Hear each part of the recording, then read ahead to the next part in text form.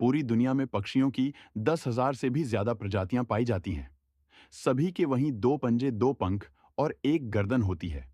लेकिन इन्हीं में से एक ऐसा पक्षी है जिसके एक अलग ही पहचान है, जो आसमान का सीना चीर के हजारों मीटर ऊपर 120 किलोमीटर प्रति घंटे की रफ्तार से उड़ता है, जो खुद से कई गुना वजन के शिकार को भी अपने पंजों में दबोचकर उड़ जाता है।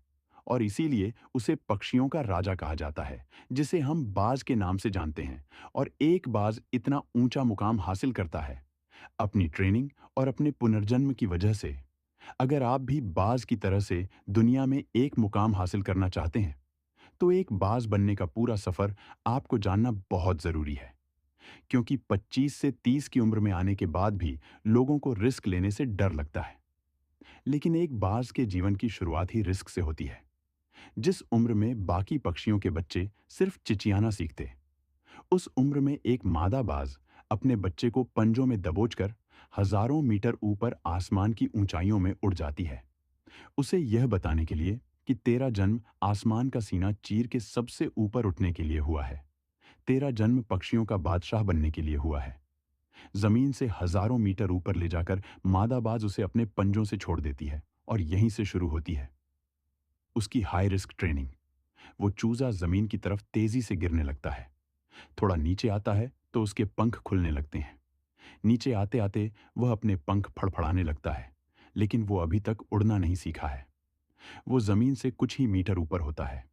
ऐसा लगता है कि कुछ ही सेकंड्स में इसका जीवन समाप्त हो जाएगा।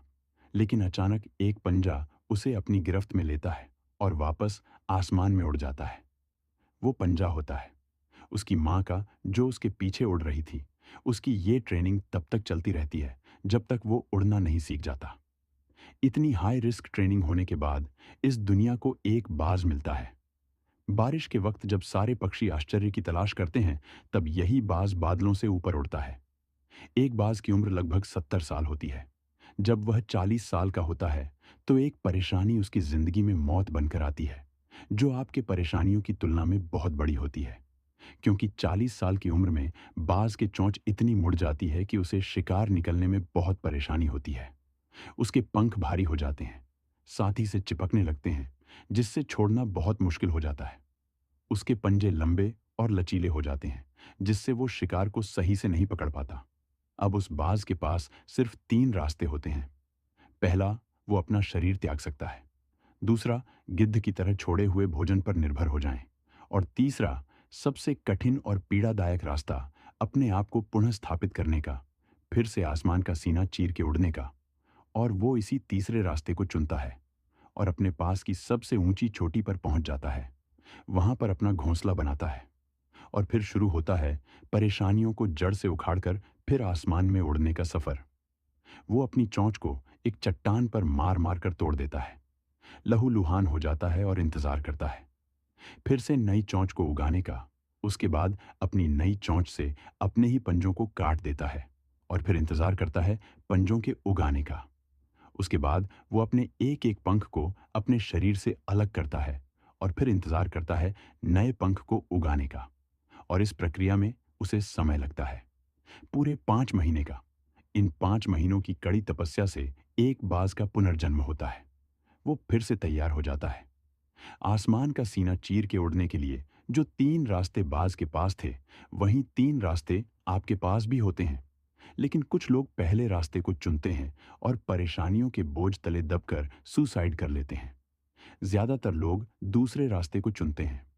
वो परेशानियों का बोझ पड़ते ही अपने लक्ष्य को छोड़कर एक नॉर्मल लाइफ जीने लगते हैं।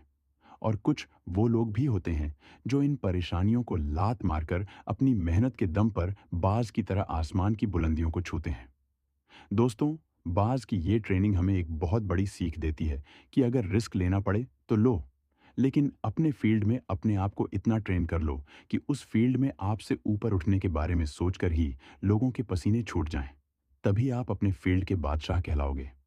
Sachin Tendulkar, MS Dhoni, Cristiano Ronaldo ऐसे ही नहीं बन गए।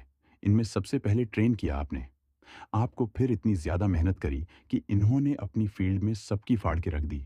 इसलिए एक बाज की तरह बनो। दोस्तों, वीडियो पसंद आया हो तो लाइक, कमेंट, शेयर करें, चैनल को सब्सक्राइब करें। धन्यवाद।